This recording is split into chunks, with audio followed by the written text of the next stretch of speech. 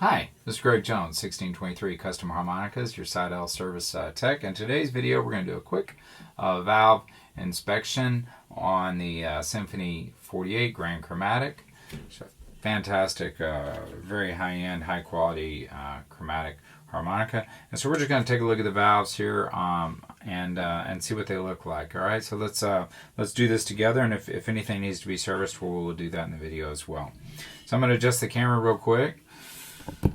You'll hear me say quite often that I suggest working over a towel, and the reason for that is that you're going to inevitably drop screws, and if you drop them on a hard surface, they're going to bounce and fly off. So working over a soft surface works really well. Now, a couple things to know. One thing I like about the Symphony Grand Chromatic, the Symphony 48 Chromatic, as well as the Symphony Grand Chromatic, which is a 16-hole version, is that the entire harmonica can be assembled and disassembled with one Phillips screwdriver. I happen to use a size 1, a size 0 will work as well, but one screwdriver does it all. That's kind of cool and makes it really simple. So the other thing I like about the Symphony line of chromatics is the independent assembly, and what I mean by that is that the top cover plate can come off without the bottom plate coming off, and then that gives me something to set it down on without damaging the valves or the reeds. So sometimes it's inevitable, you have to, but when you set your chromatic down on a surface like that, you risk damaging or messing with the reeds and the valves, and so being able to keep that bottom cover on is kind of an advantage. Anyhow, so what I'm going to do is I'm going to look at each one of these valves, and it's very important that these valves sit flat, and if you'll notice, all of them are sitting flat, but I happen to see one potential problem, and it's going to be very difficult to see there, but at the top of most of our valves, not all of them, but up to about hole 3, 4, 5, 6, up to about hole 8, the valves are 2-ply, and so there's a second layer to the valve, a piece of clear plastic, and that piece of clear plastic is stiffer, and that's what sort of puts pressure on the valve and forces the valve or keeps the valve sitting flat up against the plate. And so these valves, with one exception, are in outstanding condition. They're all very flat, and that's what we want. The one exception is this valve here, which will be the 6th hole. If you'll see right there, that little piece of plastic is arced up, and that's not uncommon. That happens, and so we're going to go ahead and replace that valve. Now, if you find yourself in this situation, if you're not noticing a problem with it, if it's not causing you an issue, it might be best just to leave it be until you can get it in for service, or you can get the replacement valve, or just leave it be, and that's one option. In this case, I don't really think it's affecting play. It seems to respond normally, but I'm going to go ahead and do something just as an experiment. What I did is I took some tweezers and I just took that piece of plastic off. Okay, so now that valve, it won't function, at 100%, but it's still sitting very flat. And if I play that note,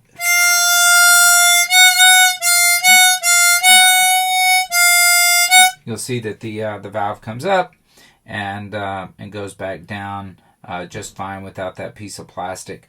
But for purposes of this video, and because I want to be a perfectionist in all things, I'm going to go ahead and replace that valve, and that's kind of the purpose of this video as well. So what I'm going to do first, you have to be really careful when you remove these valves. You don't want to damage the adjoining valves, or you'll have to obviously replace more, and you want to be careful you don't hurt the reeds. What I'm going to do, I'm just going to use a razor blade to get up underneath there, but you can pull it off with your fingers. However you can get it off, you can do that. And then what I'm going to do is you need to scrape that glue off. And I see a lot of people that do really, really good work replacing a valve, except for they don't get the pre-existing material off. And that is absolutely mandatory. We got to do that. We got to get that thing, has to be perfectly clean. All right, and there's a couple ways you can do it. You can use a piece of sandpaper.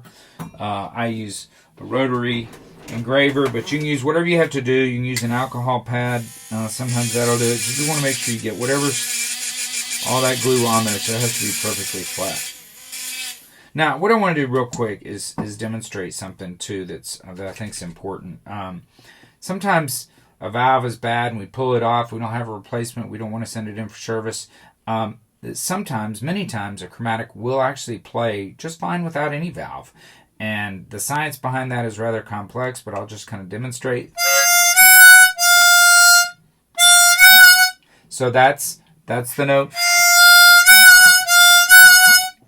without it. And then I'm going to open up the slide and we're going to go to the bottom. We're going to go to the bottom and just see how that one sounds and responds.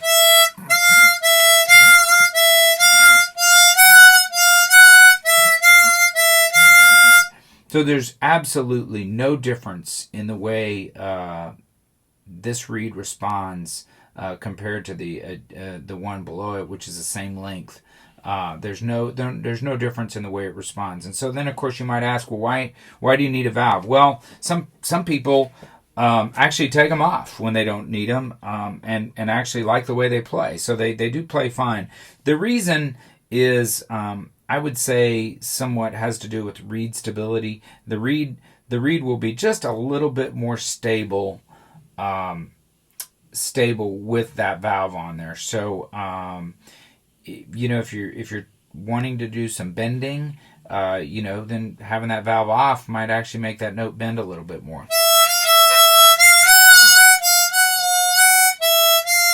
So it will bend a little bit more, but like I say, and a lot of people just don't know notice any difference in the way it plays. So if you have a bad valve on the top, you can try it. Now there are going to be some places on the chromatic where it does matter, and if you pull it off and it plays poorly, then you were unlucky and hit that one. So anyhow, let's continue on with our repair.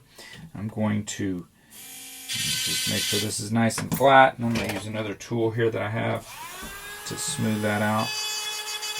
Once again, you can use whatever you have, a toothpick to scrape it, or sometimes even an alcohol pad will get that glue off. And so we'll just get right in there and get that off. Clean that mouthpiece a little bit while I'm there. Now what I'm going to do is I'm going to use an engraver. You can use whatever you want. You can even use actually a marker if you want. But what you want to do is you just want to mark the center line, sort of, or give some kind of idea of where the reed sits on each end. And the reason we're doing that is because I want that valve to sit evenly over that slot. I don't want it to be on either side. I want it to sit evenly. So I like to use a little engraver. It just gives me a little bit of a guide when I set it down. So now what I'm going to do is I'm going to put some glue on. Now what I use Aleene's fabric glue, which is a clear epoxy. Works great.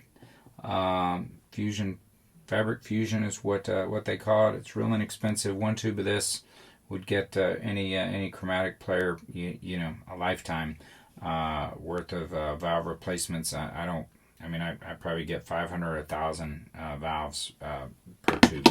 So anyhow, so what I'm going to do, I'm going to come over here to the corner right here, and I'm going to put a little bit of glue there just to kind of get the air bubbles out and make sure that the glue doesn't come out too fast. And so I've done a tester, and then what I'm going to do, I'm going to put my alcohol pad over there so I don't get glue on something unwanted. So then I'm just going to put a little bit right there, and got my little dab of glue there, and then I'm going to go.